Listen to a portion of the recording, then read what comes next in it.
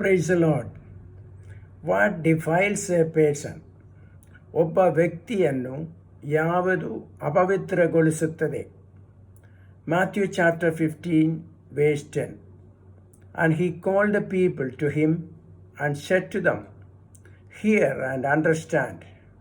ಆಮೇಲೆ ಯೇಸು ಜನರ ಗುಂಪನ್ನು ಹತ್ತಿರಕ್ಕೆ ಕರೆದು ಅವರಿಗೆ, ಕೇಳಿ ತಿಳಿದುಕೊಳ್ಳಿರಿ. Not only we need to be hearers, but doers too. ನಾವು ಕೇಳುವವರಷ್ಟೇ ಅಲ್ಲ, ಮಾಡುವವರು ಆಗಬೇಕು. Matthew chapter 15 verse 11. It is not what goes into the mouth that defiles a person, but what comes out of the mouth, this defiles a person. ಬಾಯೊಳಕ್ಕೆ ಹೋಗುವಂಥದ್ದು ಮನುಷ್ಯನನ್ನು ಅಶುದ್ಧಿಗೊಳಿಸುವುದಿಲ್ಲ.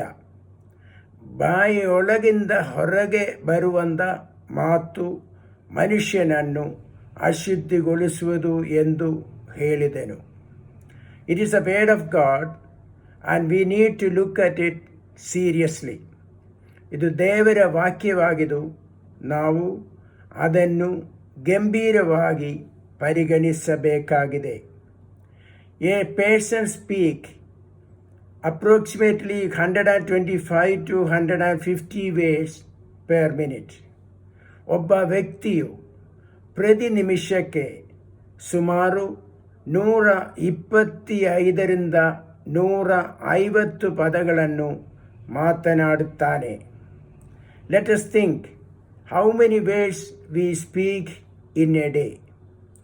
ನಾವು ಒಂದು ದಿನದಲ್ಲಿ ಎಷ್ಟು ಪದಗಳನ್ನು ಮಾತನಾಡುತ್ತೇವೆ ಎಂದು ಯೋಚಿಸೋಣ. Let us examine ourselves how many words have made us unholy. ಎಷ್ಟೊಂದು ಮಾತುಗಳು ನಮ್ಮನ್ನು ಅಪವಿತ್ರರನ್ನಾಗಿಸಿದೆ ಎಂಬುದನ್ನು ನಾವು ಪರೀಕ್ಷಿಸಿಕೊಳ್ಳೋಣ. Matthew 5:8. Blessed are the pure in heart, for they shall see God. ಶುದ್ಧ ಹೃದಯವರು ಧನ್ಯರು, ಅವರು ದೇವರನ್ನು ನೋಡುವವರು. May the Lord help us not to talk anything which makes us unholy. ನಮ್ಮನ್ನು ಅಪವಿತ್ರರನ್ನಾಗಿಸುವ ಯಾವುದನ್ನು ಮಾತನಾಡದಂತೆ ಸರ್ವಶಕ್ತ ದೇವರು ನಮಗೆ ಸಹಾಯ ಮಾಡಲಿ. Not only our ways, but all our deeds too.